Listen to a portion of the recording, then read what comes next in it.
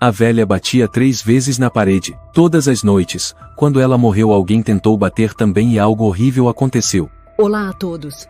Aproveitem esses momentos de relaxamento enquanto assistem. O edifício número 11 da Rua Real de Belo Horizonte permanecia silencioso em meio a um bairro antigo, onde os postes de luz piscavam de vez em quando como se prestes a apagar. Construído nos anos 60, o prédio de 3 andares com telhado de telhas vermelhas agora parecia deslocado entre os edifícios altos e modernos. Tijolos descascando, paredes manchadas, corredores úmidos e um cheiro de mofo impossível de confundir. Era o cheiro do tempo e do abandono. Não morava muita gente ali. A maioria eram idosos ou pessoas que não podiam pagar um lugar mais decente. Ninguém chamava aquilo de lar, com um tom feliz. Apenas alguns apartamentos mantinham as luzes acesas depois das 10 da noite. E quando a cidade mergulhava no sono, aquele prédio ganhava vida com os sons mais incômodos. O gotejar constante de um cano vazando, o vento assobiando pelas frestas das portas e 3 batidas secas na parede. Todas as noites, exatamente à 1 da manhã. 3 batidas. Resmungou Miguel, o velho do andar de baixo, ao conversar com o carteiro. Bate como se estivesse chamando algum espírito. Quem fazia aquele som era a dona Rosária Muniz, 78 anos, que vivia sozinha no apartamento 3B. Quase ninguém no prédio falava com ela. Uns diziam que era gagá, outros que lançava maldições em alguém. Rosária quase nunca saía, exceto uma vez por mês para comprar remédios e leite. Seu rosto era ossudo, a pele enrugada como jornal molhado, os olhos opacos mas sempre fixos, sem desviar, quando alguém cruzava com ela.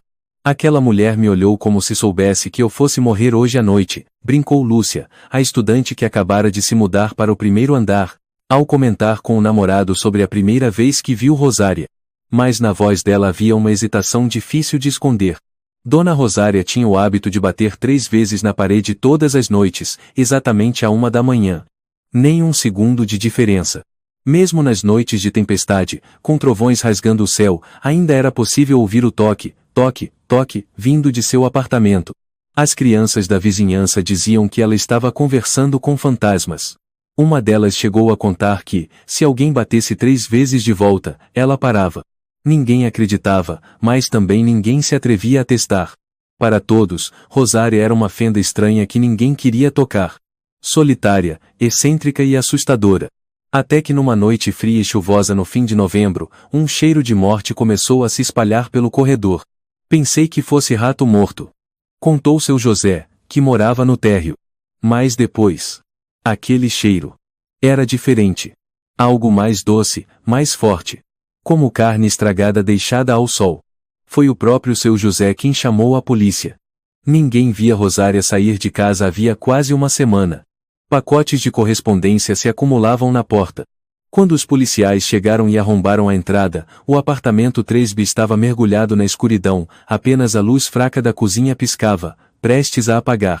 Dona Rosária jazia na cama, o corpo ressecado como um pedaço de lenha.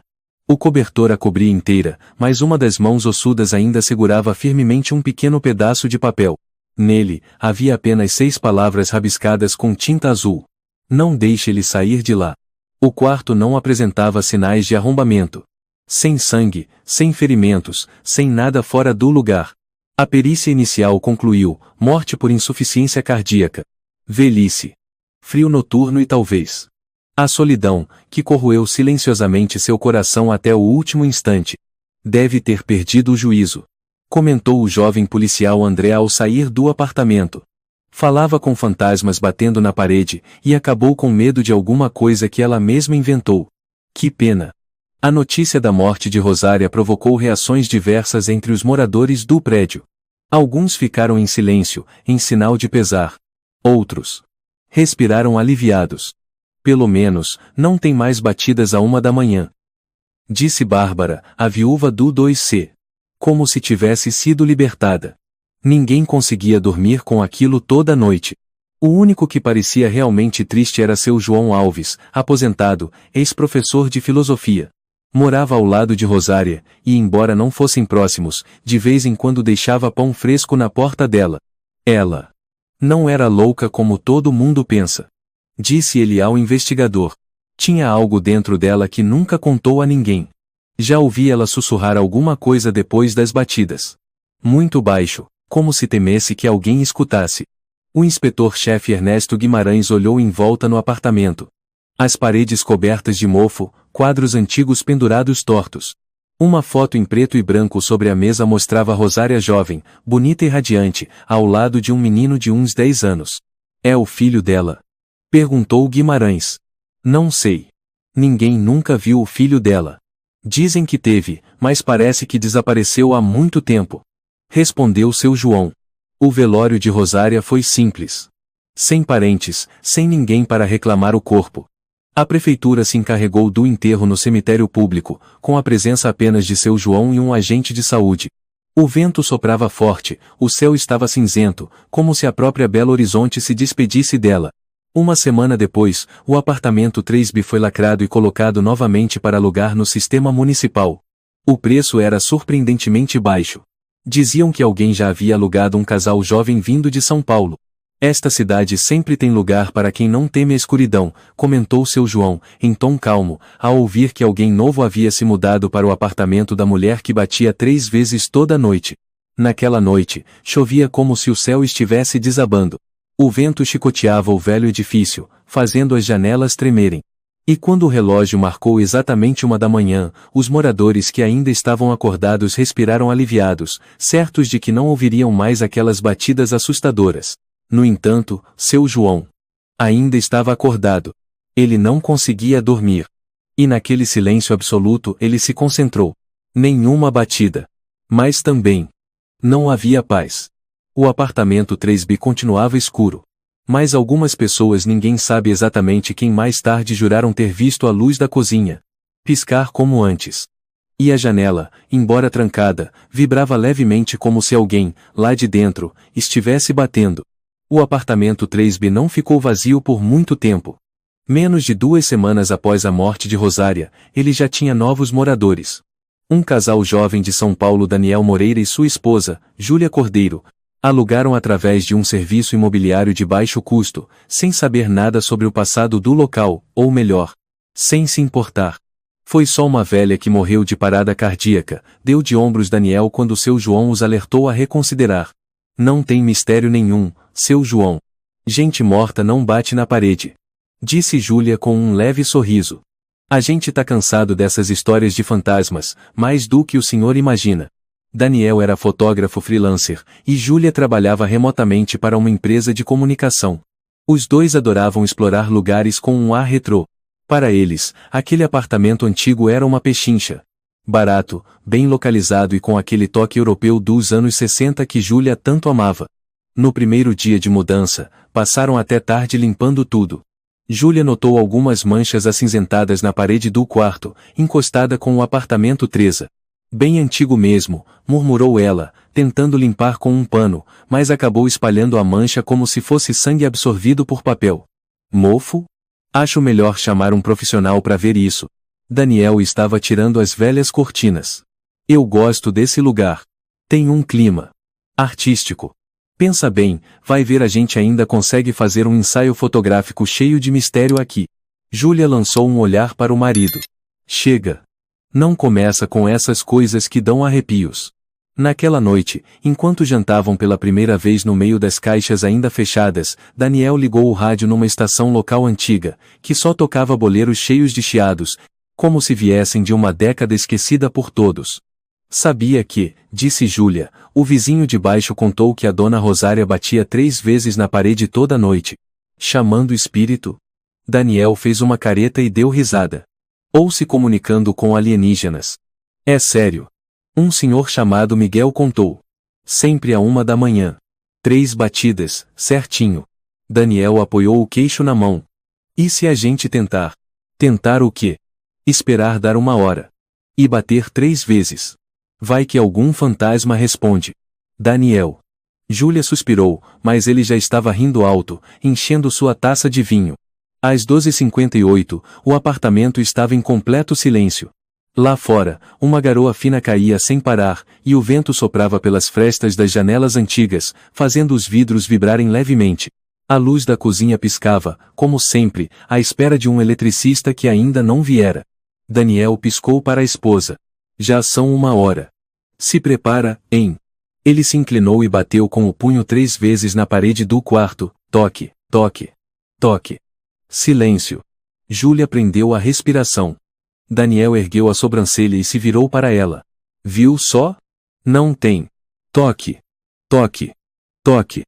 As batidas vieram em resposta, claras, nem mais rápidas nem mais lentas. Exatas. 3 batidas. Ambos congelaram. Daniel se levantou num salto. Que merda foi essa? Júlia estava pálida. Você. Tem certeza que não ouviu errado? Não. Alguém. Bateu de volta de verdade. Ficaram imóveis, como estátuas. O apartamento escuro parecia engolir qualquer som. Daniel encostou o ouvido na parede. Silêncio. Júlia pegou uma lanterna e iluminou a parede. Não havia nada, apenas tinta velha e algumas manchas. Mas uma marca úmida nova aparecera na parte inferior da parede, onde o piso de ladrilho se encontrava. Uma gota escorreu. Depois outra. A mancha parecia crescer minuto a minuto. Deve ser rato. Daniel murmurou. Rato sabe bater 3 vezes no mesmo ritmo. Júlia respondeu fria. Eles não dormiram naquela noite. Daniel ficou acordado até quase 4 da manhã, os olhos fixos na parede. Júlia deitou virada para a outra parede, a que fazia divisa com o antigo apartamento de Rosária. Tentava fechar os olhos, mas entre os ruídos da chuva lá fora, como agulhas contra o vidro, ouviu um som vindo da parede, uma respiração. Muito suave. Muito próxima. E contínua. Na manhã seguinte, foram ao café da esquina, um lugar antigo chamado A Névoa, onde velhos jogavam dominó. Quem os atendeu foi Inês, uma moça de trança no cabelo preto, magra como um galho seco, que sabia tudo sobre o bairro. O apartamento 3B. Inês perguntou, ao colocar 2 cafés sobre a mesa. Os antigos moradores foram todos embora. Uns dizem que tem fantasma. Outros que ouvem choro à noite. Júlia franziu a testa. É sério isso? Ninguém sabe ao certo. Mas a Rosária era uma mulher estranha. Pouca gente falava com ela. E o mais esquisito era esse negócio de bater na parede. Ela realmente batia 3 vezes toda noite, né? Daniel se intrometeu. Inês assentiu. Como um relógio. Chamavam ela de Ladel Toque, a mulher das batidas. Uma vez acordei de madrugada para ir ao banheiro e ouvi ela sussurrar alguma coisa depois das batidas. Mas não consegui entender o que era. E depois que ela morreu? Sussurrou Júlia. Inês abaixou o olhar. Ninguém mais ouviu nada. Até ontem. Daniel engoliu seco. Ontem? Inês olhou para ele, os olhos castanhos com um leve brilho de preocupação. Ontem, minha avó, Dona Larissa, que mora no 2º andar, disse que ouviu as batidas de novo. 3 vezes. À 1 da manhã. Eu não ouvi nada. Mas minha avó. Ela nunca mente. Daniel e Júlia ficaram calados. O café estava amargo como fel. Naquela tarde, voltaram ao apartamento. Júlia verificou a parede, a mancha úmida havia subido até a altura dos joelhos. Daniel acendeu a luz da câmera para tentar registrar o que via, mas as imagens saíam turvas, como se envoltas em neblina. Naquela noite, Júlia não disse uma palavra. Sentou-se à mesa com um livro na mão, mas não conseguia ler uma linha. Daniel serviu vinho, depois pegou o celular, pronto para gravar um vídeo. Se acontecer de novo, disse ele, vamos ter prova. E vai fazer o que com isso? Perguntou Júlia. Mandar pro Vaticano? Daniel riu, mas de forma tensa. Quando o relógio marcou 12h59, eles se entreolharam. 1 minuto depois, Daniel voltou a bater. Toque. Toque. Toque. Silêncio. 30 segundos se passaram. Toque. Toque. Toque. A resposta ecoou do outro lado da parede. Mas dessa vez veio acompanhada por um som leve de arranhado, como unhas roçando no cimento. Daniel desligou o celular. Não tô mais brincando. Nem eu. Respondeu Júlia. A gente tem que fazer alguma coisa. Daniel assentiu. Amanhã vou chamar alguém para verificar a parede. Pode ser um bicho morto lá dentro ou cano estourado.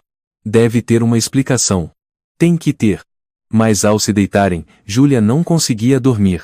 O vento do lado de fora soava como sussurros. E em sonho, ela viu uma moça de cabelos longos, amordaçada, gritando no escuro, mas ninguém ouvia. Júlia despertou às 5 da manhã, arrepiada apesar do ar-condicionado estar desligado. O quarto tinha um cheiro rançoso, forte, como tecido mofado guardado por muito tempo. Ela saiu da cama, os pés descalços tocando o chão gelado. Havia uma névoa fina nos vidros da janela. Lá fora, Belo Horizonte ainda estava mergulhada na escuridão. Ela se assustou ao ver a cortina totalmente aberta, sendo que, na noite anterior, ela mesma a fechara e travara com o gancho. Daniel. Chamou Júlia. Baixinho. Ninguém respondeu. Daniel dormia profundamente. Ela se aproximou da parede aquela manchada de umidade e encostou a mão. Estava fria. Fria de gelar a espinha. Naquele dia, Júlia não conseguiu se concentrar no trabalho. Durante toda a manhã, seus olhos voltavam à cortina. O sonho ainda pulsava em sua mente. A moça de cabelos longos, pele pálida, olhos virados, boca escancarada sem emitir som algum. Amarrada dentro da escuridão. Daniel voltou para casa às 11 horas. Carregava uma sacola de mantimentos e resmungava. O mercado hoje de manhã estava lotado. E, olha, tem um cheiro estranho no quarto. Eu sei. Respondeu Júlia. Esse cheiro vem do lado da parede. Daniel se aproximou, se agachou perto da base da parede e cheirou. Tem cheiro mesmo. Tipo. De rato morto. Você acha que tudo é rato, né? É o mais provável. Ou talvez um cano tenha estourado e a água tenha infiltrado na parede. Vamos chamar um encanador hoje. Júlia assentiu. Ela olhou para Daniel se espreguiçando, os olhos dele passando pelas manchas de umidade que já tinham subido até a altura da tomada. Ela disse em voz baixa. Eles não vão encontrar nada. Eu tenho a sensação de que esse cheiro não vem de um cano quebrado. À tarde, eles chamaram um técnico, Guilherme Machado, um homem de meia idade, barba cerrada, vestindo um macacão desbotado e um boné com a inscrição Fixmaster. Esse tipo de parede é antiga, não me surpreende que esteja mofada, disse Guilherme, dando leves batidas no local úmido. Mas espera um pouco. Ele encostou o ouvido na parede e franziu a testa. Tem um espaço oco atrás disso. Não é grande. Talvez tenha sido um shaft ou... Dá para abrir e ver? Perguntou Daniel. Guilherme hesitou. Preciso da autorização do proprietário. Mas, se quiserem, posso só perfurar um ponto pequeno para dar uma olhada. Júlia concordou na hora. Guilherme pegou uma furadeira portátil, escolheu um ponto próximo ao rodapé da parede. O som do motor estridente preencheu o apartamento, enquanto poeira e pedaços de gesso se espalhavam. Depois de alguns minutos, ele parou, limpou o suor da testa e apontou a lanterna para o buraco. Parede dupla, disse. Com o tom mais baixo. Atrás disso não tem shaft nenhum. Parece uma pequena câmara, selada com cimento novo. Consegue ver alguma coisa lá dentro? Perguntou Daniel, inclinando-se um pouco. Guilherme balançou a cabeça. Tá completamente escuro. Mas eu escutei algo, como água escorrendo. Ou algo se movendo, bem de leve. Júlia estremeceu. Será que tem um rato mesmo? Não tenho certeza. Guilherme recolheu as ferramentas com uma expressão desconfortável. Prefiro não abrir mais se não tiver certeza da estrutura. O que tem atrás dessa parede parece instável. Se cuidem, tá? Depois que Guilherme foi embora, Júlia ficou muito tempo parada diante do buraco. Ela tentou ouvir algo. Nada. Mas a mancha úmida continuava a se espalhar. À noite, enquanto Daniel saiu para tirar fotos do pôr do sol na Praça da Liberdade, Júlia ficou em casa, tentando arrumar uma pilha de livros embaixo da cama. Ao puxar uma caixa de papelão velha e danificada, ela encontrou algo preso entre o estrado de madeira e o colchão, um caderno de couro escuro. A capa não tinha título. Ao abri-lo, viu uma caligrafia inclinada, antiga. Não parecia um diário, cada página repetia apenas a mesma frase. Está vivo. Hoje ainda respondeu. Está vivo. Hoje ainda respondeu. Está vivo. Hoje ainda respondeu. Quase todos os dias, sem erro. No rodapé de uma das páginas, lia-se: 24 de junho não ouvi as batidas. Deixei pão e leite. O coração de Júlia apertou. Ela folheou rapidamente até a última página. A escrita tremia, com letras trêmulas. Não sei por quanto tempo mais vou aguentar. Daniel chegou em casa às 20h. Júlia lhe entregou o caderno. Você precisa ver isso. Daniel leu por um tempo, depois sentou-se na cadeira, a testa franzida. Ela escrevia como se estivesse verificando se alguém ainda estava vivo. Sim. E deixava comida. Para quem? Daniel olhou para a parede. Você acha que alguém esteve ali dentro? Júlia assentiu. Talvez fosse ela quem batia na parede. Mas também pode ser que ela estivesse respondendo às batidas vindas de dentro. Daniel não respondeu. Uma brisa passou, fazendo a janela vibrar levemente. À 1 da manhã, eles estavam acordados. Júlia abraçava o caderno, Daniel sentado perto da parede. Toque! Toque! Toque! As batidas soaram. Não foram feitas por Daniel. Não partiram de ninguém. Elas vieram sozinhas. De dentro da parede. Daniel engoliu seco. Júlia arregalou os olhos. Você ouviu isso? Daniel apenas assentiu. 1 minuto depois, um suspiro leve veio de dentro da parede, como se alguém que fora silenciado por muito tempo finalmente estivesse tentando respirar de novo. Daniel se levantou. Amanhã vou furar essa parede eu mesmo. Se ninguém acreditar, nós vamos descobrir o que está acontecendo aqui. Eu não sei se devemos fazer isso. Quer esperar até o mofo tomar a casa toda? Na manhã seguinte, Daniel comprou uma marreta e uma furadeira pequena na loja de Ferramentas do Norte. O dono, um velho chamado Tomás Barreto, franziu a testa ao ouvir o endereço. O 3B. Já teve gente que desapareceu lá. Mas enfim. Se cuidem. Daniel não perguntou mais. Só queria saber a verdade. À tarde, Júlia foi conversar com o Sr. João Alves, o vizinho idoso que morava ao lado de Rosária. Eles se sentaram num pequeno parque, a luz do sol acentuando ainda mais as rugas no rosto de João. Eu ouvi a dona Rosária sussurrar depois das batidas, contou João, em tom lento, nunca entendi o que dizia. Mas acredito que ela não era louca. O senhor acha que ela morava com alguém? João ficou em silêncio por um longo tempo. Por fim, disse. Eu ouvia passos durante a noite. Passos pesados, que não pareciam de idosa. Mas sempre que eu perguntava, ela apenas sorria e dizia eu moro sozinha. Júlia estremeceu. Voltou para o apartamento com o coração apertado. Ela abriu a porta. Daniel? Nenhuma resposta. No quarto, viu o marido agachado perto da parede. O buraco havia sido ampliado, formando uma pequena abertura. Daniel levantou a cabeça, os olhos arregalados. Você viu alguma coisa? Ele não respondeu. Apenas apontou para dentro. Júlia se abaixou. À luz da lanterna. Havia uma marca de mão pequena impressa no cimento do lado de dentro, como se alguém lá dentro tivesse tentado acenar, deixar um sinal. Daniel não tirava os olhos da parede. A luz refletia pelo buraco, projetando uma sombra longa sobre seu rosto. Júlia se ajoelhou ao lado, os olhos fixos na marca de mão no cimento rugoso. Era pequena e magra como a de uma criança, mas longa, ossuda, como se o tempo e o desespero a tivessem consumido. Não pode ser. Sussurrou Júlia. Será que alguém foi mesmo trancado ali? Daniel engoliu em seco. Esse cimento aqui é mais novo que o resto da parede. Alguém tentou selar isso. Você tem coragem de continuar quebrando? Daniel se sentou no chão, o suor escorrendo da testa apesar do frio. Se tem alguém aí dentro. Então está lá há muito tempo. Mas e se ainda estiver vivo? Os dois se encararam, e então Daniel se levantou. Não dá mais para esperar. Vamos chamar a polícia. O delegado Ernesto Guimarães chegou com 2 policiais jovens, um deles era André, que também estivera na perícia do corpo de Rosária. Quando Daniel explicou tudo, o olhar de Ernesto escureceu. Vocês estão dizendo que alguém estava preso dentro da parede. Desde antes da morte da dona Rosária. Nós ouvimos as batidas, toda noite, confirmou Júlia.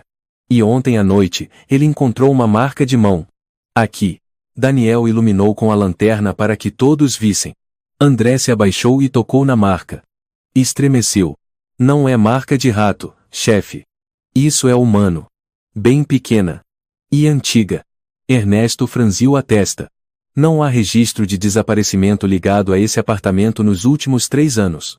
Mas vou chamar a equipe de demolição. 1 hora depois, a equipe técnica da cidade chegou. 3 homens vestindo macacões laranja, com martelos pneumáticos, marretas e cortadoras.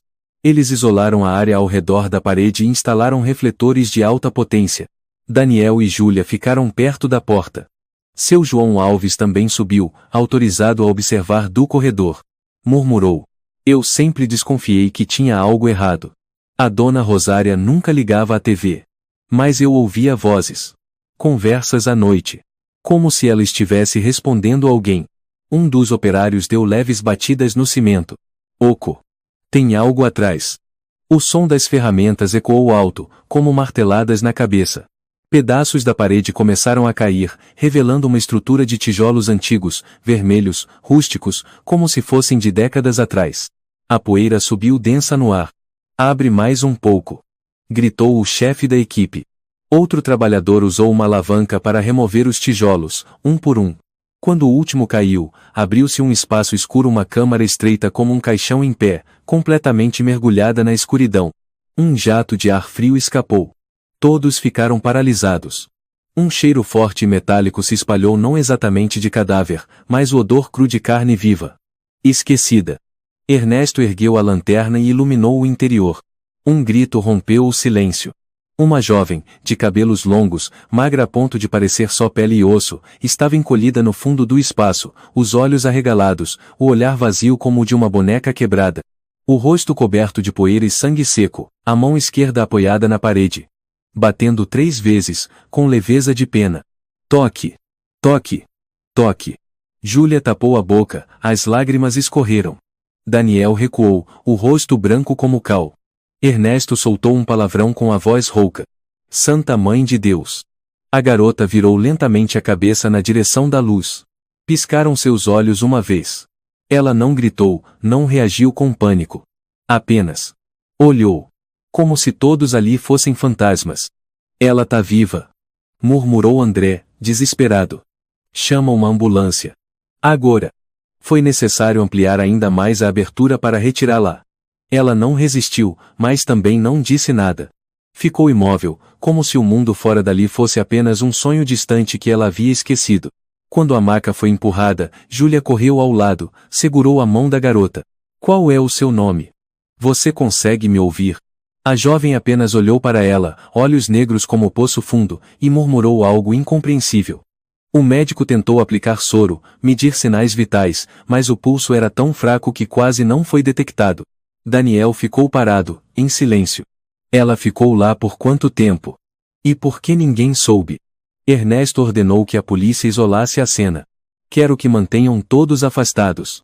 Isso não é acidente. Isso é cárcere privado. Possivelmente intencional.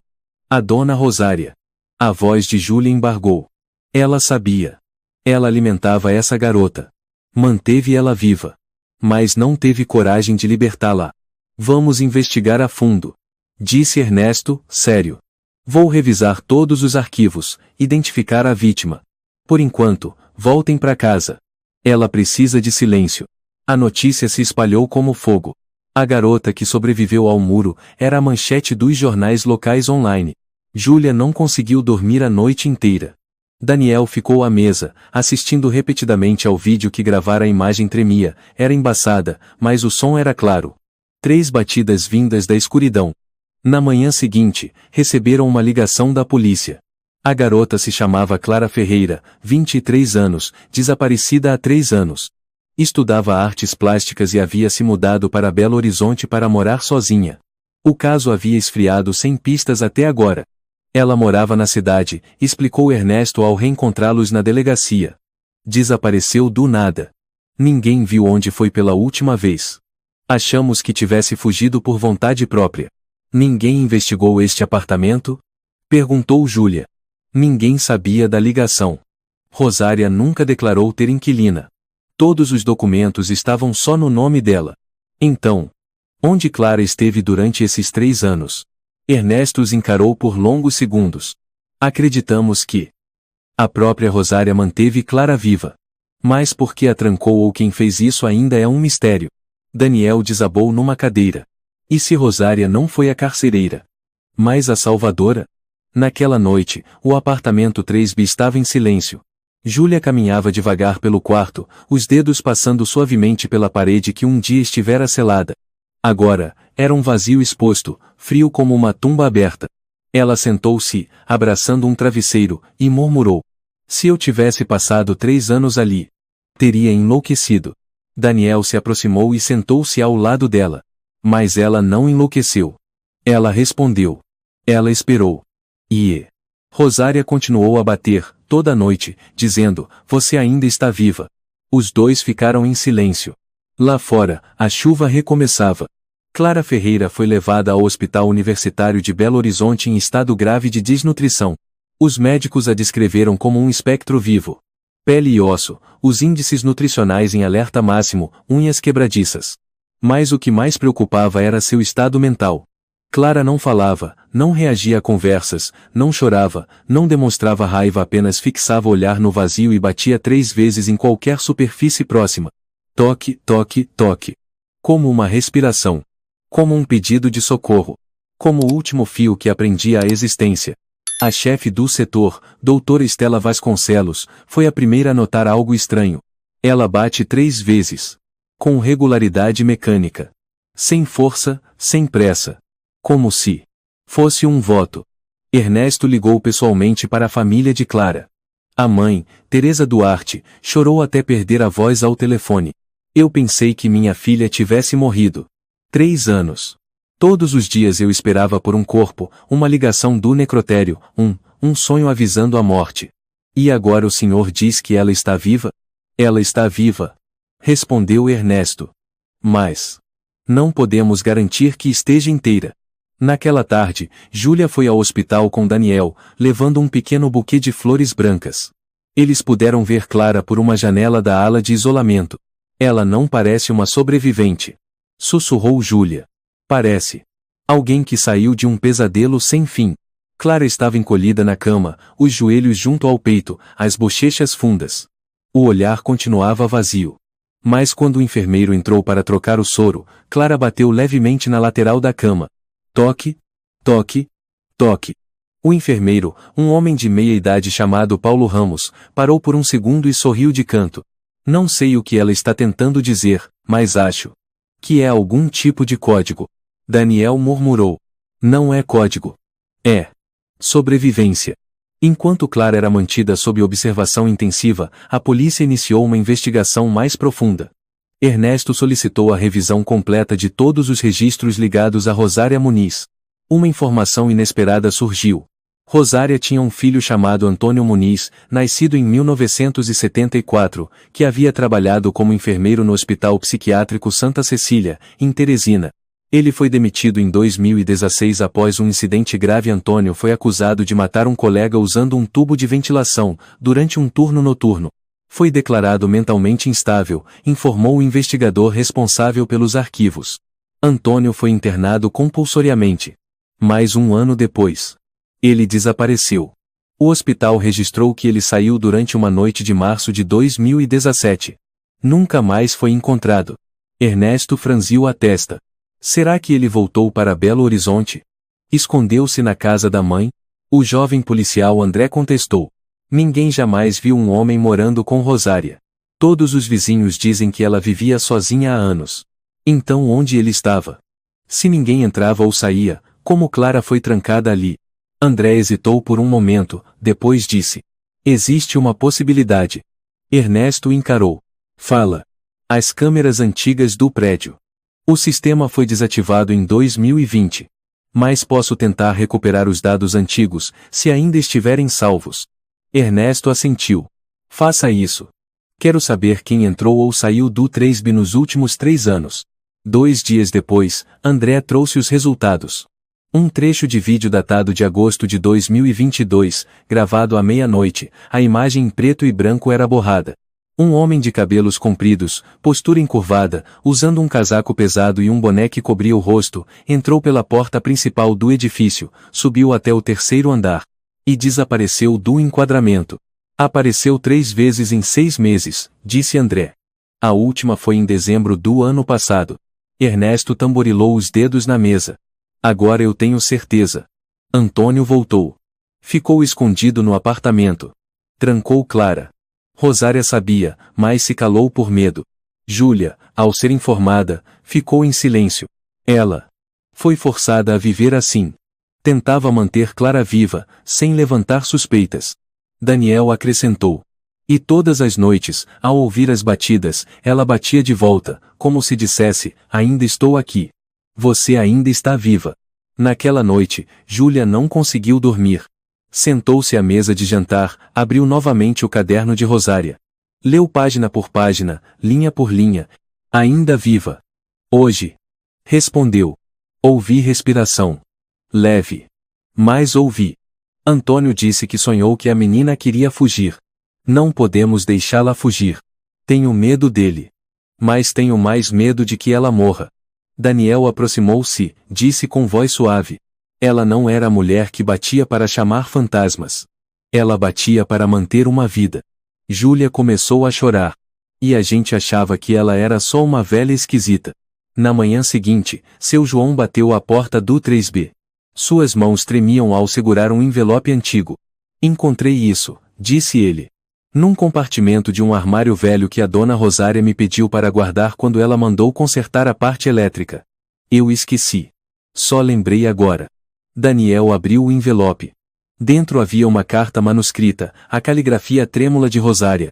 Se eu morrer e ninguém abrir a parede, isso quer dizer que esqueceram da menina. Por favor, não deixem isso acontecer. Eu sei que errei por ficar em silêncio. Mas eu não tenho ninguém além de Antônio. E eu também não posso matar outra criança. Não posso deixá-lo livre. Bato 3 vezes toda noite, não para chamar espíritos. Mas para que ela não ache que foi abandonada. Clara, no hospital, ainda não conseguia falar. Mas a doutora Estela Vasconcelos informou. Hoje, pela primeira vez, ela segurou minha mão. Ela reagiu? Perguntou Júlia. Estela assentiu. Devagar. Mas sim. Existe esperança. Daniel estava dentro do carro, olhando para o edifício número 11 da Rua Real. O inverno se aproximava. O vento soprava pelas janelas rachadas, onde uma velha senhora havia vivido em silêncio aquela que antes chamavam de a mulher das batidas, mas que, na verdade, fazia um pedido de socorro por uma alma ainda viva. Os arquivos antigos de Rosária Muniz estavam esquecidos no setor de registros civis de Belo Horizonte. Dentro, havia um maço de documentos amarelados, presos por um cordão vermelho, certidão de nascimento, registro de residência temporária e uma série de documentos relacionados ao único filho de Rosária, Antônio Muniz. Ernesto sentou-se na sala de arquivos ao lado de André. O cheiro de papel velho e mofo se misturava à luz fria dos fluorescentes.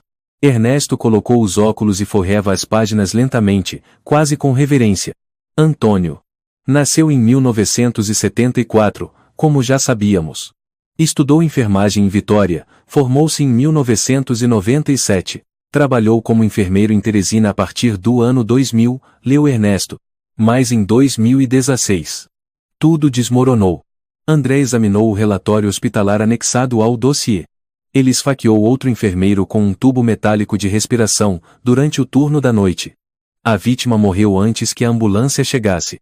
Diziam que Antônio sofria de delírios graves. Apresentava sintomas de esquizofrenia. Ouvia vozes, tinha surtos comportamentais. 1 ano depois, fugiu do centro de tratamento. Ernesto fechou o dossiê. E desde então, sumiu de todos os registros. Até que... André hesitou. Clara foi encontrada dentro da parede. Ernesto assentiu, o rosto duro como pedra.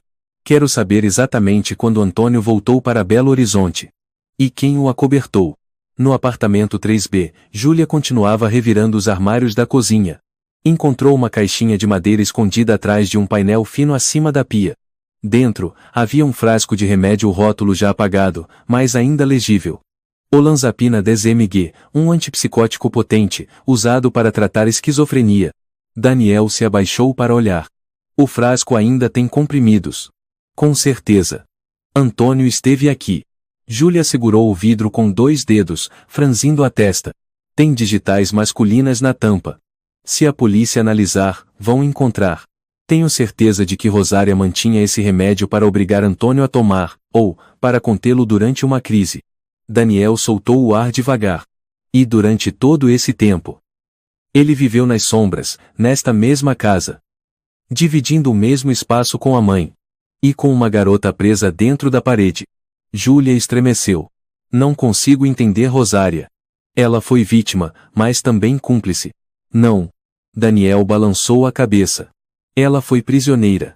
Amarrada por laços de maternidade. A ponto de sacrificar até sua própria moral. No dia seguinte, Ernesto convocou a equipe de perícia para examinar todo o apartamento 3. Marcas antigas começaram a revelar uma história ainda mais sombria. No chão da sala, o scanner encontrou pegadas masculinas tamanho 42 com desgaste irregular no calcanhar. Sob o tapete empoeirado, havia arranhões pequenos, como de unhas tentando rasgar o chão.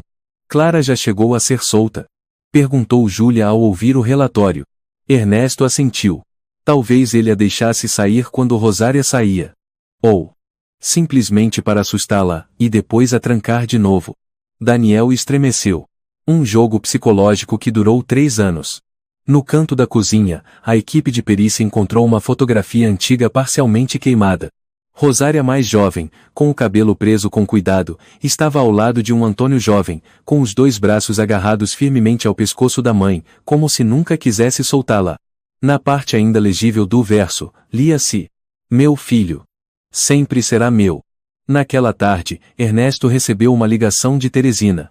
Um ex-enfermeiro que havia trabalhado com Antônio o reconheceu pela imagem extraída das câmeras que a polícia havia conseguido. É ele. Não há como confundir. Antônio sempre usava um casaco velho e um boné baixo no rosto. Caminhava curvado como se carregasse o mundo nas costas, disse o enfermeiro, com a voz trêmula. Você sabe por que ele matou aquela pessoa? Perguntou Ernesto. Ninguém sabe ao certo. Mas naquele dia, ele gritou. Ela viu o que não devia ver. E avançou no colega. A pessoa só tinha perguntado sobre uma receita. Ernesto desligou o telefone com um olhar cada vez mais sombrio. Júlia voltou ao apartamento com Daniel. Sentou-se em frente à parede que fora quebrada. Escombros e pedaços de tijolos ainda cobriam o chão. Mas ela não olhava para ali. Fixava o olhar na parede oposta, onde Rosária costumava pendurar o relógio. Ela segurava o caderno de Rosária e virou até uma das últimas páginas. Ela sabe. A menina viu algo que não devia. Antônio tem medo de que ela conte. Preciso bater toda noite. Se ela ouvir as batidas, ela não morrerá em silêncio. Daniel estava atrás dela, pensativo. Você acha que Clara viu Antônio matar alguém? Ou presenciou algo terrível? Talvez, respondeu Júlia. Ou ele achou que sim. Naquela noite, no hospital, Clara ainda não falava. Mas parou de bater 3 vezes. Em vez disso, pegou um lápis e começou a escrever, repetidamente, a mesma frase em uma folha em branco. Ele não me esqueceu. Ele não me esqueceu. Ele não me esqueceu. No dia seguinte, a polícia de Belo Horizonte recebeu um alerta de uma mulher em situação de rua chamada Carmen Oliveira, que dormia nos arredores da estação ferroviária. Ela afirmou que, nos últimos dias, havia visto um homem de cabelos compridos, curvado, usando um casaco grosso e velho, frequentemente rondando o edifício número 11, olhando fixamente para as janelas do 3º andar. No começo achei que fosse um mendigo. Mas ele não pedia dinheiro. Só ficava ali. Olhando. Olhando sem parar, relatou Carmen. Ernesto mostrou a foto de Antônio. Carmen apontou imediatamente. É ele. O olhar dele. É de louco. Naquela noite, Ernesto saiu pessoalmente com André e 2 agentes especiais. Montaram vigilância ao redor do prédio. Ficaram escondidos dentro de um carro descaracterizado, das 22h30 até as 2 da manhã. A 1h47, a câmera de segurança de uma farmácia do outro lado da rua registrou, um homem de cabelos longos, curvado, com um casaco marrom rasgado, apareceu na entrada do beco. Ficou ali, olhando para o 3º andar. Por muito tempo. Depois, virou-se e foi embora. Ernesto abaixou o vidro. Não deixem ele escapar. Sigam-no. Eles o seguiram por 3 quarteirões, até uma casa abandonada próxima à estação. Quando Antônio cruzou a porta de madeira podre, foi imobilizado. Antônio Muniz. Gritou Ernesto. Você está preso por sequestro, cárcere privado e possível envolvimento em homicídio. Antônio se debateu, os olhos arregalados, o rosto encovado como se o sangue tivesse sumido. Ela sabe. Ela viu aquilo que não devia. O quê? Ernesto o empurrou contra a parede. Ela olhou. Ela viu dentro de mim. Ela sabe quem eu sou. Eu não podia deixá-la falar. André o algemou.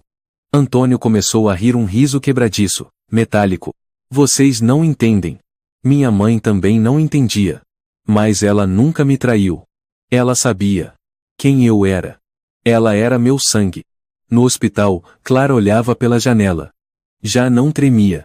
Quando o médico lhe mostrou o jornal da manhã, com a manchete da prisão de Antônio Muniz, ela observou por alguns segundos, depois pegou um lápis e escreveu: Agora está tudo bem. A notícia da menina que viveu atrás da parede dominou os jornais da Brasil durante 2 dias após a prisão de Antônio Muniz. Os tabloides disputavam manchetes sensacionalistas. Descoberta horrível em prédio antigo de Belo Horizonte. Sobrevivente de 3 anos de cativeiro criminoso é filho da dona do imóvel. Segredo na parede. Crime escondido por um amor materno doentio. Imagens de Clara Ferreira, mesmo com o rosto coberto, inundaram a mídia. Ao mesmo tempo, todos os detalhes sobre Antônio, Rosária e o apartamento 3B foram vasculhados como se fossem um dossiê público.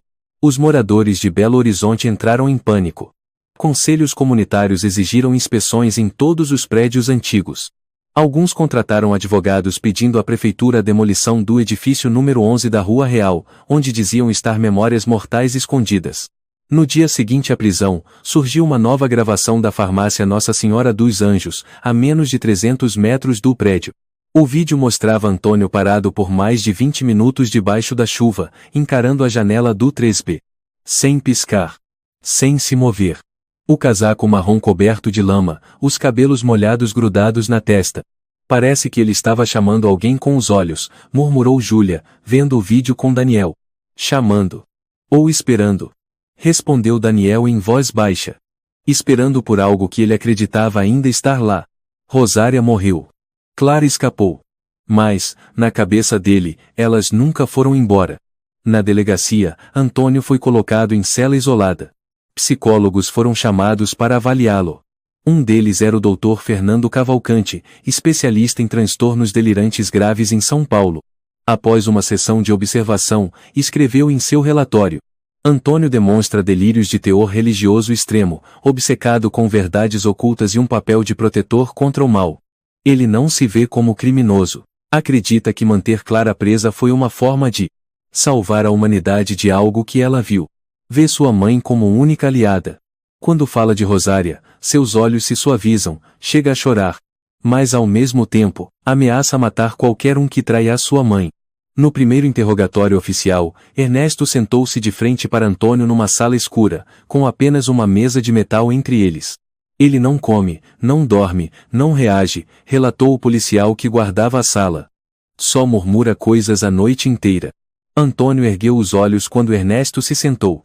Um sorriso leve surgiu em seus lábios torto e estranho. Você é o juiz? Perguntou ele. Não. Sou policial, respondeu Ernesto. Quero saber por que você manteve Clara Ferreira presa na parede por 3 anos. Antônio assentiu levemente, como se esperasse por aquela pergunta. Inclinou a cabeça, piscando devagar. Ela viu, sussurrou ele. Viu o quê? Antônio fechou os olhos. Ela viu o que não devia ver. Ela sabe quem eu sou. Ela sabe o que está dentro de mim. Ernesto manteve a calma. O que está dentro de você? Aquilo que sussurra. Ele sussurra para mim. Há muitos anos. Mas ele não gosta da luz. Ele odeia quem fala demais. E a Clara? Ele me disse que ela era um risco. Ernesto franziu a testa. Você está falando de uma voz na sua cabeça? Antônio balançou a cabeça, quase irritado. Não é uma voz. É uma sensação. Como se o sangue mudasse de direção. Como se a pele começasse a respirar. Como se os ossos recuassem para dentro. E sua mãe? Rosária.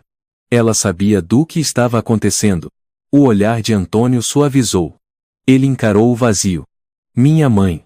Foi a única que não me traiu. Ela não perguntava. Ela não duvidava. Ela batia 3 vezes toda noite para me lembrar que eu não era um monstro. Naquela noite, Júlia estava sozinha no apartamento 3B.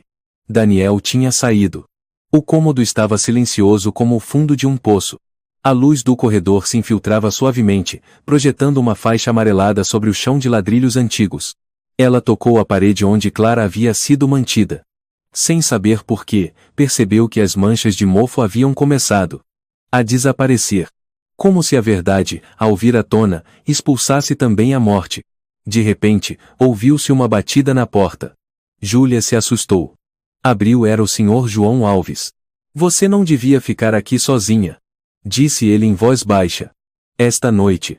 Há algo estranho no ar. Júlia o convidou para entrar, preparou uma xícara de chá. Os dois sentaram-se na antiga cozinha. Seu João olhou para a parede recém-reformada, agora coberta de reboco fresco. Quando Dona Rosária ainda estava viva, contou ele, todas as noites, depois de bater, ela sentava à janela. Não lia. Não assistia à TV. Apenas olhava para o céu. Como se esperasse por algo. Perguntou Júlia. Não. Como se orasse. Mas não para Deus. Ele fez uma pausa. Ela orava para si mesma. Como se só ela soubesse o que estava protegendo. Na manhã seguinte, no hospital, Clara teve um avanço. Ela não batia mais 3 vezes. Quando lhe entregaram papel, ela escreveu lentamente. Eu posso falar, se você estiver disposto a ouvir. Adra. Vasconcelos colocou a mão no ombro dela. Clara, nós estamos ouvindo. O que você quer contar? Clara segurou o lápis com força e escreveu. Fui enganada por Antônio. Ele disse que era o dono do imóvel, me mostrou o quarto. Depois, senti um cheiro estranho no chá. Caí. Quando acordei, estava dentro da parede. Em outra linha, abaixo. Ouvi Dona Rosária todas as noites. Ela batia. Eu batia de volta. Se eu não batesse, ela ficaria preocupada. Ela fez uma pausa, depois continuou.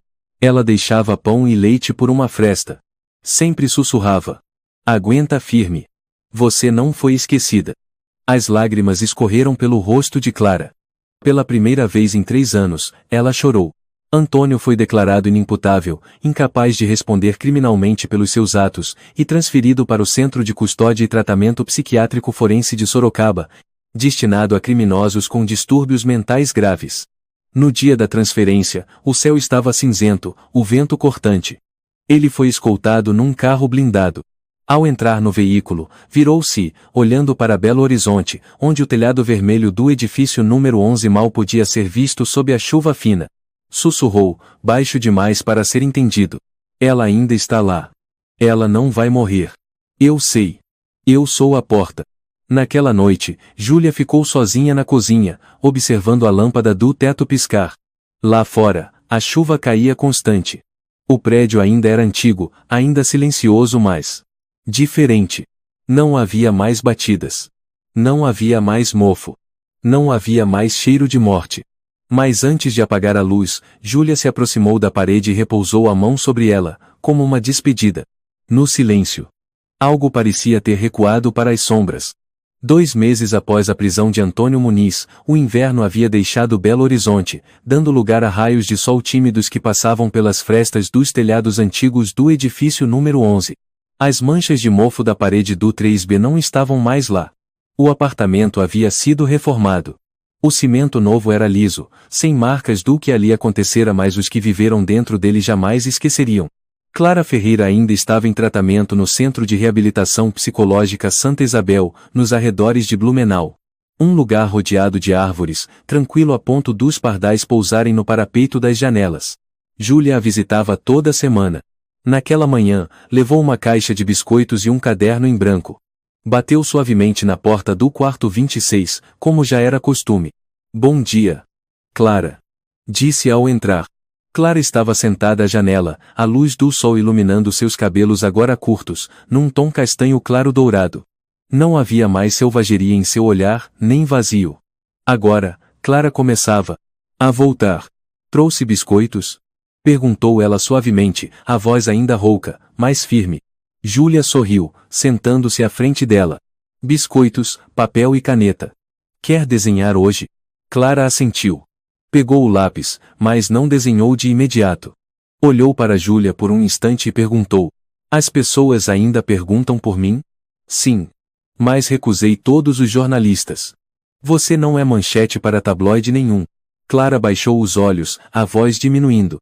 Sabia que Eu achava que não merecia ser salva. Por quê? Porque fiquei calada. 3 anos. Não gritei, não arranhei, não lutei, só bati. Bati 3 vezes como uma máquina. Como um bicho treinado.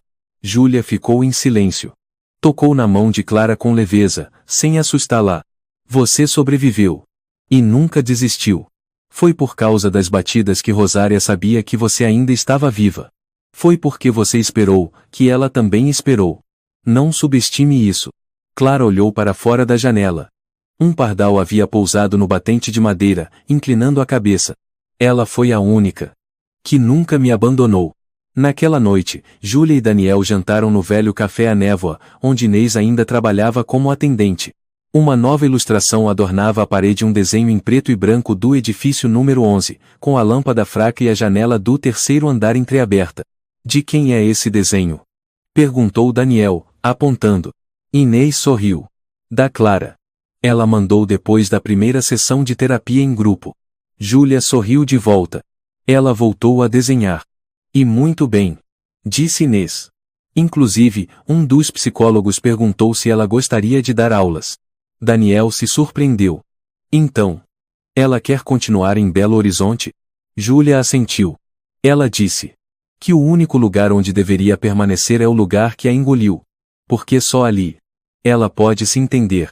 Durante o julgamento de Antônio Muniz, ele foi declarado inimputável, isto é, sem capacidade de responder criminalmente pelos seus atos, sendo transferido para o Centro de Custódia e Tratamento Psiquiátrico Forense de Sorocaba, destinado a criminosos com transtornos mentais graves. A juíza Paula Monteiro declarou na sentença: Antônio Muniz não é apenas um sequestrador. Ele é o símbolo de um sistema falido, onde pacientes psiquiátricos são abandonados, onde famílias encobrem crimes por laços de sangue. Mas ele precisa ser isolado. Para sempre. Clara foi convidada para a última sessão do julgamento como testemunha. Mas recusou-se a falar. Quando se levantou do banco das testemunhas, seu olhar passou brevemente por Antônio. Ele estava com a cabeça baixa, olhos perdidos, como brasas apagadas. Sem ódio. Sem nojo. Apenas o olhar de alguém que passou pelo inferno. E voltou. No dia seguinte, uma leve chuva caiu sobre Belo Horizonte. O prédio número 11 permaneceu silencioso como sempre, mas os moradores já não eram os mesmos. Um novo grupo comunitário havia sido criado. 3 batidas. Era uma campanha para incentivar os vizinhos a baterem 3 vezes na parede todos os dias, exatamente à 1h da manhã, como lembrete de que ninguém está sozinho. Bárbara, que antes odiava o som das batidas de Dona Rosária, agora era uma das participantes mais ativas do grupo. Quando dá 1h, eu me levanto. Contou ela. Dou 3 batidas. E ouço as batidas voltando de outros apartamentos. Não tenho mais medo. Agora é como um sussurro. Eu ainda estou aqui. Uma semana depois, Júlia e Daniel voltaram ao apartamento 3B. Haviam se mudado novamente após a polícia encerrar o caso e o proprietário oficializar o aluguel. A parede havia sido repintada. As manchas de mofo desapareceram. O buraco foi coberto com uma pequena estante de livros. Júlia colocou ali um vaso com gerânios vermelho escuros. Isso é para ela. Disse Júlia. Para Dona Rosária. Daniel assentiu, abriu uma lata de tinta e, na parte interna da porta da estante, desenhou 3 pontinhos. O que você está fazendo? 3 batidas. Mas não para chamar fantasmas. É para homenagear quem salvou uma vida em silêncio. Naquela noite, quando o relógio marcou 1h da manhã, Júlia acordou com a luz amarela da cozinha ainda acesa. Daniel dormia profundamente no sofá, cansado depois de montar os móveis. Júlia se levantou, foi até a parede onde antes existia escuridão, e bateu de leve 3 vezes. Toque! Toque! Toque! Momentos depois, do apartamento ao lado, veio a resposta. Toque! Toque! Toque! Júlia sorriu. Nunca imaginou que um som de batida em parede pudesse ser tão reconfortante. Um mês após retornarem ao apartamento 3B, Júlia já havia se acostumado com o silêncio estranho da madrugada. Já não havia batidas misteriosas, nem cheiro de mofo, nem aquela sensação de estar sendo observada. Apenas o som suave do vento, das páginas sendo viradas, e às vezes, o ronco leve de Daniel no sofá. Então, um novo som começou a surgir. Batidas de um pequeno coração. Júlia estava grávida. Ela descobriu numa manhã de março, quando sentiu um cansaço incomum. Fez um teste 2 risquinhos cor-de-rosa. Sentou-se imóvel na frente da pia por um longo tempo. Daniel, ela chamou baixinho, estendendo o teste para ele. Daniel olhou e ficou em choque. É sério? Você tem certeza? Ela assentiu, os olhos cheios de lágrimas. Tenho. Tão certo quanto aquelas 3 batidas noturnas. Alguém fez isso para que o mundo não se esquecesse de uma alma trancada no escuro. Daniel se abaixou, abraçou-a. Vamos fazer diferente. Nunca mais deixaremos ninguém ser silenciado. Uma semana depois, Clara concluiu oficialmente seu tratamento no Centro de Reabilitação Santa Isabel. Os médicos organizaram uma pequena festa de despedida, pendurando nas paredes alguns dos desenhos que ela fez durante a terapia. Um deles mostrava a própria Clara em frente a uma porta entreaberta, com a escuridão atrás e a luz à frente. O título: Ela não me esqueceu. Quero voltar para Belo Horizonte, disse Clara a Dra. Vasconcelos. Tem certeza? Perguntou a médica, preocupada. Aquele lugar. Foi justamente ele que me deu motivo para seguir viva. Vou voltar a estudar psicologia. Quero entender as feridas que ninguém vê, como as que eu tive. Clara voltou a Belo Horizonte numa manhã ensolarada de primavera. Júlia foi recebê-la na rodoviária. Você parece bem melhor, disse Júlia, abraçando-a. Seu cabelo até cresceu. E você? Está esperando o bebê? Júlia riu. As notícias correm rápido. Você apareceu na TV, brincou Clara. Mesmo que só por 5 segundos no seminário Recuperação Pós-Traumática da cidade. É. Mas o importante é que você voltou. Não para fugir, mas para encarar. E para agradecer a quem não me abandonou. Naquela tarde, no campus da Universidade de Belo Horizonte, Clara fez sua matrícula novamente no curso de psicologia. A responsável era Ângela Loureiro, uma jovem professora orientadora, séria e firme. Seu histórico é especial, disse Ângela, olhando para Clara com empatia. Ninguém vai te forçar a estar aqui. Eu quero estar, respondeu Clara. Se tem alguém que entende o que é cair na escuridão e achar a saída, sou eu. Ângela sorriu suavemente. Então, seja bem-vinda de volta. Precisamos de pessoas como você. Naquela noite, Júlia deu 3 batidinhas na parede, como sempre. Mas dessa vez, do outro lado do apartamento Teresa, uma batida respondeu. Toque. Toque. Toque. Júlia sorriu e respondeu com mais 3 batidas. A porta ao lado se abriu levemente. Um senhor de cabelos brancos, magro, olhou para ela. Desculpe incomodar. Acabei de me mudar. Me disseram no grupo 3 batidas que era para bater 3 vezes toda noite. Só para todos saberem que ainda estamos vivos. É isso mesmo. Respondeu Júlia com um sorriso. E para lembrar uns aos outros que ninguém deve ser deixado para trás. A dona Rosária morava aqui, não é? Perguntou o senhor. Sim. Foi ela quem começou tudo isso. E também quem encerrou, com o silêncio mais bonito que já vi. No Centro Psiquiátrico Forense Sorocaba, Antônio Muniz agora vivia como uma sombra. O médico responsável contou que ele já não falava, nem batia, nem gritava. Passava os dias deitado, encarando a parede branca à sua frente. Uma noite, o enfermeiro de plantão, um rapaz chamado Rafael Teixeira, viu Antônio se sentar na cama, olhar para o canto escuro do quarto e murmurar. Eu ainda ouço as batidas. Ele não disse mais nada. A cidade de Belo Horizonte, após os acontecimentos chocantes, aprovou uma resolução especial sobre bem-estar comunitário, especialmente para os idosos que vivem sozinhos. A campanha 3 batidas foi implementada por toda a cidade, os edifícios residenciais foram incentivados a formar grupos para verificar o bem-estar emocional dos moradores durante a noite. Todas as noites, exatamente a 1h da manhã, os moradores dos prédios batiam 3 vezes na parede como um sinal de que estavam vivos. Se alguém não respondesse com 3 batidas durante 3 noites seguidas, o grupo tomaria a iniciativa de verificar e oferecer ajuda. A mídia chamou isso de fenômeno Rosária. Clara participou de uma roda de conversa com estudantes de sociologia. Quando chegou sua vez, ela se levantou, segurando uma pequena fotografia, uma imagem de Rosária quando era jovem. Essa é a pessoa que me salvou de um jeito que o mundo jamais entenderia, ela disse. Ela não gritava. Não enfrentava diretamente. Ela apenas batia 3 vezes, toda noite. Para que eu soubesse que ainda estava viva. E que ela ainda estava lá. Uma estudante levantou a mão e perguntou: Você sente raiva dela? Por ela não ter te tirado dali mais cedo. Clara ficou em silêncio por um longo tempo. Depois respondeu: Já senti raiva. Mas depois eu entendi. Ela não destrancou a porta porque não tinha escolha. Ela não me salvou com ações, mas com sua existência. E às vezes, sobreviver não é arrombar a porta. É lembrar a pessoa presa ali dentro: não fique em silêncio. Naquele verão, Júlia deu à luz uma menina. Deram o nome de Rosália como uma forma de homenagem sem palavras. Certa noite, Clara foi visitar.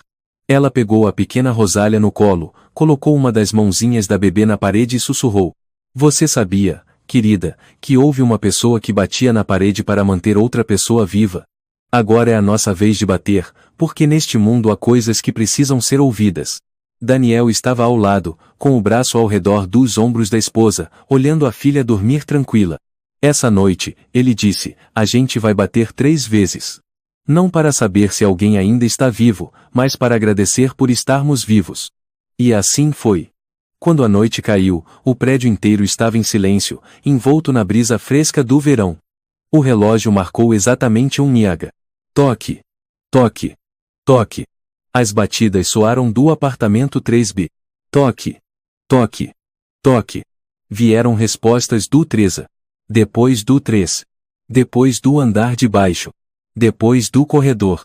Uma pequena sinfonia, vinda de pessoas que um dia sentiram medo, solidão, que um dia esqueceram que alguém poderia ouvi-las. Em algum lugar, debaixo da terra antiga onde Rosália foi sepultada, talvez ela não ouvisse. Mas se restasse algo, um fragmento de alma, um último pulsar, então certamente ela estaria sorrindo. A história é um lembrete profundo de que, às vezes, os atos mais silenciosos têm o poder mais salvador. A empatia, a persistência e a compaixão, mesmo pequenas como 3 batidas no meio da noite, podem manter uma pessoa viva em meio ao inferno. Aprendemos que ninguém deveria ser deixado sozinho na escuridão, e que o amor, mesmo imperfeito, ainda pode ser o fio que liga alguém à vida. Ouça. Bata de volta. Porque alguém pode estar esperando um sinal vindo de você. Se você gostou desta história, convidamos você a dar um like e se inscrever em nosso canal. Seu apoio nos motiva a continuar trazendo histórias comoventes quase todos os dias. Estamos muito agradecidos pelo seu apoio. Até breve.